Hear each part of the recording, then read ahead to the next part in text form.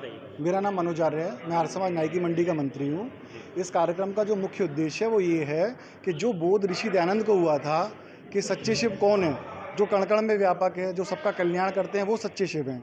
तो वो सच्चे शिव जैसे उनको ऋषि दयानंद को बोध हुआ था और फिर उन्होंने सारे संसार को बोध कराया, इसी प्रकार से हम आर्यों को भी ये बोध होना चाहिए कि हमारे क्या कर्तव्य हैं, हमें क्या करना है, नहीं करना है। आर्य समाज की स्थापना का जो उद्देश्य था कि सारे संसार का उपकार करना इस समाज का मुख्य उद्देश्य है, उसी प्रकार से हम उसको रिवीजन करें एक तरीके से। जैसा बोध ऋषि दयानंद को हुआ था वैसा बोध हमें भी हो कि हम सारे संसार का कल्याण करें, आगे बढ़ें। और ऋषि आर्य समाज का इतिहास रहा है कि क्रांतिकारियों का और देशभक्तों की उसने एक पूरी पीढ़ी को तैयार किया है, तो उसी को हम दोबारा से रिन्यू कर पाएँ।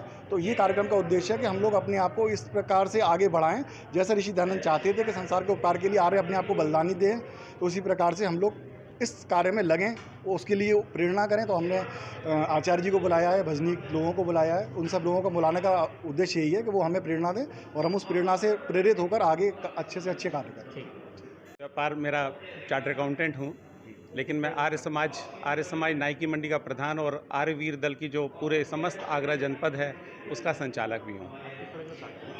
ये महर्षि दयानंद के जीवन में एक घटना हुई जब महाशिवरात्रि को, तो जब उन्होंने देखा कि शिव की एक मूर्ति अपना बचाव नहीं कर सकती और चूहे उनकी मूर्ति पे चढ़ गए, तो उन्हें एक बोध हुआ कि ये मूर्ति कुछ नहीं कर सकती। तब से उन्होंने मूर्ति पूजा का खंडन किया और ये कहा कि ईश्वर जिसकी हम खोज कर रहे हैं वो साकार नहीं हो सकता, वो निराकार होगा।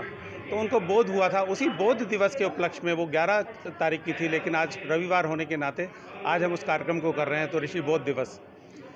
इस कार्यक्रम की सफलता के लिए आर्य जगत के मशहूर आर्य नरेश जी आए हुए हैं, जो हिमाचल प्रदेश से हैं। इनका पूरा विश्व में एक नाम है। इसके अतिरिक्त हमारी आर्य महिला जो 90 साल की हो चुकी, मिसेस शांति नागर, उनकी कविताएं, उनका संकलन उनको साहित्य रत्न की उपाधि आगरा दे चुका है। आगरे रत्न का भी उनको अवार्ड दे चुका है।